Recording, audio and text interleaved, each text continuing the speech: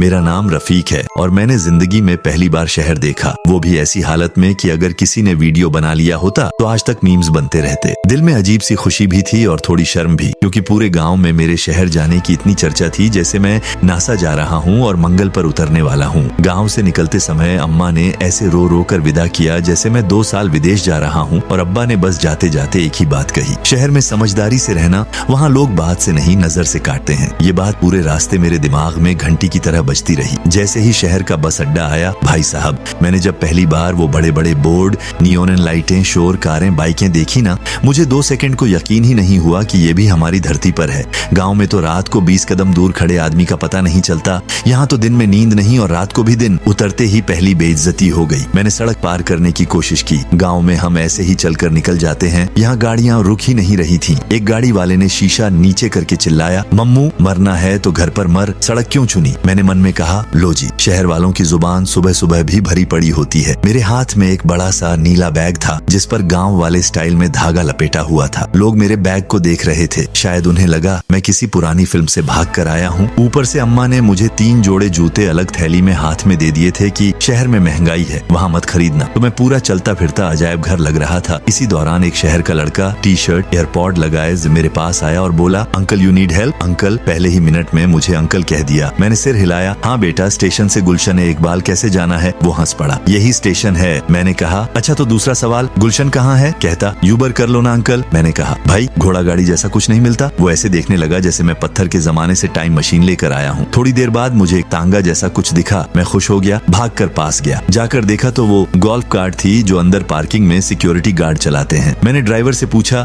भाई golf cart गुलशन जाएगी। वो नाक से हंसा, ये ऑपरेशन थिएटर नहीं, मॉल की गाड़ी है। यानी शहर में आदमी पहले चलता नहीं, पहले उसका मजाक उड़ाया जाता है। खैर, मैंने अल्लाह का नाम लेकर सड़क किनारे खड़े होकर हाथ हिलाकर रिक्शा रोका। रिक्शा रुका तो मैं जल्दी से बैठ गया। मैंने कहा, भाई गुलशन ले चलो। वो पर्ची की तरह बोला, 500। मैंने पूछा, पूरा रिक्शा खरीद रहा हूँ या सिर्फ रास्ता। कहता है, बातें करनी है तो दूसरा रिक्शा पकड़ लो। मैंने सोचा, गाँव का आदमी शहर में जितनी बात करेगा उतना खुद ही फंसता जाएगा। रिक्शा चल पड़ा और मेरी जिंदगी का असली झटका तब शुरू हुआ। जैसे ही रिक्शा चला, मैंने पहली ही सांस में समझ लिया कि शहर का रिक्शा और गाँव की बैलगाड़ी में जमीन आसमान का फर्क है। बैलगाड़ी में आदमी हलता है, रिक्शे में आदमी ऐसे झटके खाता है कि ईमान तक हिल जाए। ड्राइवर को शायद जल्दी थी या उसे मेरी जान की परवाह नहीं थी। रिक्शा ऐसे नाच रहा था जैसे नीचे कोई भूत बंधा हो। मैंने हल्का सा कहा, भाई थोड़ा धीरे। कहता, धीरे चलाऊंगा तो 500 नहीं 800 दोगे। यानी यहाँ स्पीड भी किराए में शामिल। रास्ते में इतना शोर था कि मैं अपनी सोच भी नहीं सुन पा रहा था। हर तरफ हॉर्न, बसें, बाइकें, लोग, दुकानें,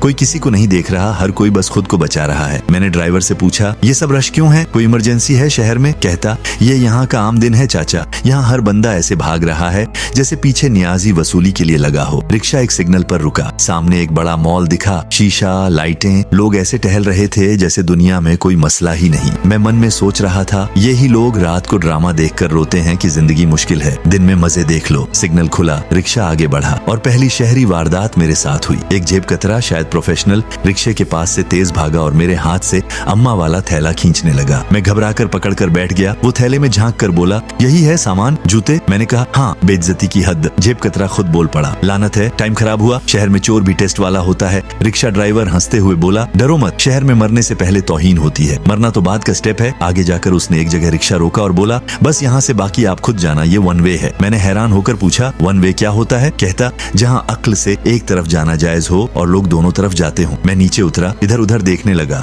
लोग इतनी स्पीड से चल रहे थे कि मुझे लगा जैसे मैं वीडियो में पॉज हूँ और बाकी दुनिया फास्ट फॉरवर्ड। मैंने एक अधेड़ उम्र के शहर वाले से पूछा, भाई साहब गुलशन का रास्ता। वो मोबाइल से नजर न हटाकर बोला, गूगल मैप्स कर लो। मैंने कहा, भाई गूगल मैप ने मुझे कभी खेत का रास्ता नहीं बताया, तुम बता दो। कहता, मैं क्यों बताऊं। मैंने कहा, इंसानी भलाई। कहता, वो यहाँ एक्सटिंक्ट हो चुकी है। मैंने मन में कहा, कहते थे शहर में तरक्की है, इंसान कहीं खो गया है क्या। मैं उसी सोच में सड़क किनारे चल रहा था कि अचानक मेरे सामने एक अजीब नजारा आया। सड़क के बीचों बीच एक लड़की सेल्फी ले रही थी और पीछे से पूरी ट्रैफिक रुक गई थी। मैंने अपनी आंखों पर यकीन नहीं किया। गाँव में कोई बीच रास्ते खड़ा हो जाए तो लोग समझते हैं इस पर जिन चढ़ गया है। यहाँ लोग बर्दाश्त कर रहे थे। मैंने ड्राइवर से पूछा, ये सब क्यों नहीं डांट रहे। वो बोला, ये शहर है, यहाँ किसी को किसी की जात, जेंडर से पंगा लेने की हिम्मत नहीं, बस मन ही मन गालियां दे रहे होंगे। आगे चलकर मैं एक जूस कॉर्नर पर रुक गया, प्यास लगी थी। मैंने पूछा, भाई मौसम्बी का जूस है। कहता, cold pressed, detox, sugar free, gluten free, immunity booster वाला चाहिए या सादा। मैंने सोचा, हाय अल्लाह, जूस है या मेडिकल कोर्स। मैंने कहा, बस जूस जो इंसानों के लिए होता है वो बोला 350 रुपए। मैंने चौंक कर पूछा पूरा पेड़ बेच रहे हो या ग्लास? कहता ग्लास। मैंने कहा भाई 350 में तो गांव में पूरी बाल्टी मिल जाए, साथ 2 झाड़ियां बोनस। मैं पैसे देकर जूस ले ही रहा था कि पास की टेबल पर बैठा एक शहर का लड़का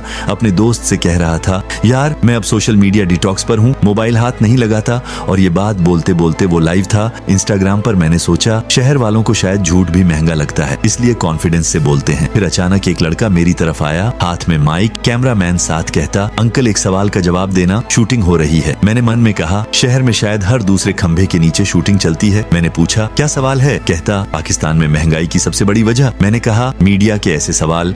कैमरा वाला हंसकर बोला अंकल वायरल हो जाएंगे। मैंने कहा बेटा गांव में कोई वायरल हो जाए तो लोग कहते हैं बंदा बीमार है, यहाँ शोहरत भी बुखार है क्या? उन्होंने हंसकर मुझे जाने दिया। मुझे लगा शायद पहली बार उन्हें ना हंसने वाला अजीब इंसान मिला है। मैं जूस लेकर चल पड़ा। चलते चलते एक लंबी हत्ती जैसी बस मेरे सामने आ गई। नीचे लिखा था BRT। दरवाजा खुद खुला। ये मैं हैरान, ये है शहर की चिड़ियाघर वाली बस। अंदर लोग खड़े बैठे चुप, मोबाइलों में गुम। मैं जूता बाहर उतारने लगा तो एक लड़के ने रोक लिया। अंकल ये मस्जिद नहीं बस है। मैंने कहा गांव में नई चीज में दाखिल होने से पहले बंदा जूता ही उतारता है, अदब है। वो मुस्कुरा कर रह गया। बस में बैठते ही मैं फिर शौक में चला गया।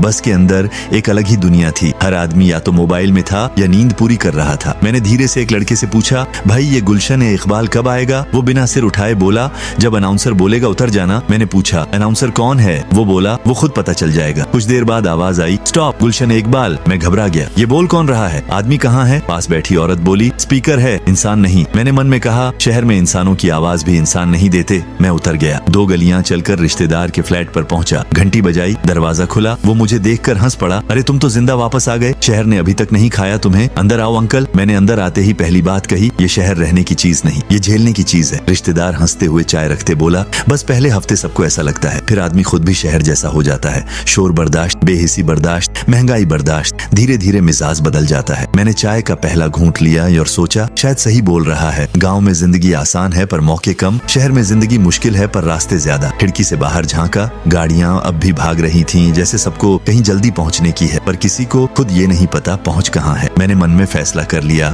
ना अभी भागना है, ना अभी हार माननी है। पहले समझना है, फिर जीना है, फिर तय करना है कि ये दुनिया मेरी है या नहीं। रिश्तेदार ने हंसते हुए कहा चलो कल तुम्हें मॉल ले चलते हैं, शहर की असली फिल्म देख लो। मैंने तुरंत कहा मॉल नहीं, पहले मार्केट ले जाना, मॉल हम गाँव वाले दूसरी जिंदगी में देख लेंगे। हम दोनों हंस पड़े। कहानी का सबक मैंने खुद अपने दिल में लिख लिया। शहर बेहिस नहीं बस जल्दी में है, गांव सादा नहीं बस धीमा है। असल मसला जगह का नहीं, इंसान का रफ्तार से सुलह या लड़ाई का है। ये सोचकर मैंने चाय का दूसरा घूंट लिया और शहर की डरावनी मगर मजाकिया दुनिया को थोड़े समय के लिए कबूल कर लिया।